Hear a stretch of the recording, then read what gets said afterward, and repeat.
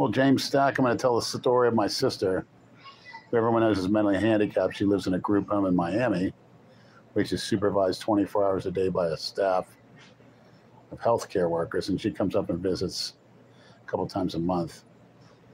Well, anyway, there's a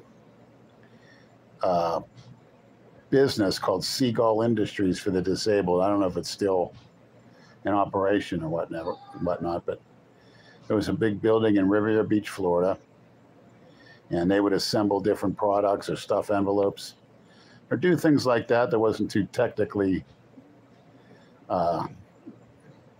difficult to where mentally and physically handicapped people could do that.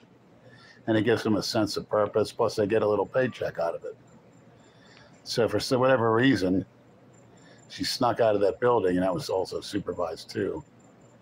And she took a walk in Riviera Beach. If anybody knows Riviera Beach, much more so in the 90s, was one of the worst ghetto areas in all of Florida. It's not as bad now, but it's up there. And she's apparently, she started walking through the housing projects.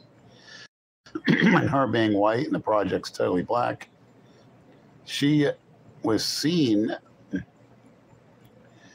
trying to open people's doors, and people that left their doors unlocked. She went in their house, went in their refrigerator, took whatever God knows what kind of slop they had in the refrigerator and started eating or drinking it.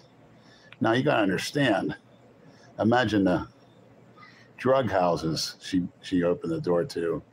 Well, they probably had the door locked, but you could just walk in like that and you're liable to get your head blown off, amongst other things.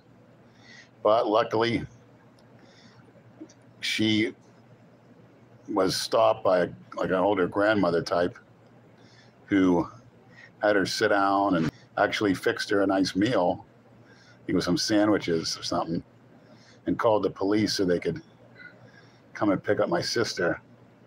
But quite a few of the residents actually called the police and said there was a girl opening doors. So she opened about 5 or 6 project doors. I mean, she must have been out of her mind. And she's on heavy medication now, as required by the court. But imagine doing that in one of the worst.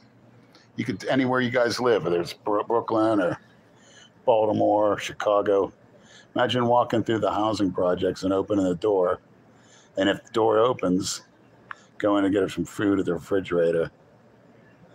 But she was obviously had an angel with her watching her.